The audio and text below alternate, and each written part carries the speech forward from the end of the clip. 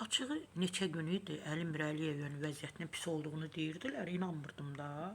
Deyirdim həmişə axı kişini zarafatla ay dünyasını dəyişib, ay nə bilim belə fərqli fikirlər söyləyirdilər də.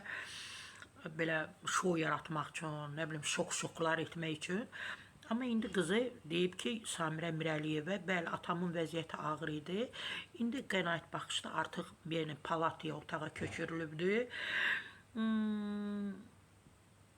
Bakı News, bəli, oxu .az istinadən, o da xəbər yayıb. Proqramda elə bil Elgizin verilişində deyilib Əli Mirəliyevlə bağlı bəzi xəbərlər və proqramda bildirilib ki, Əli Mirəliyev itini bağda yemlərkən heyvan onun üzərinə tullanıb. Bunun nəticəsində sənətçi yıxılaraq bomba sümüyünü sındırıb. Yəqin it onunla zarafat edib. Çünki itlər belə sevir də ev sahibinə, öz sahibinə zarafatlar etsin.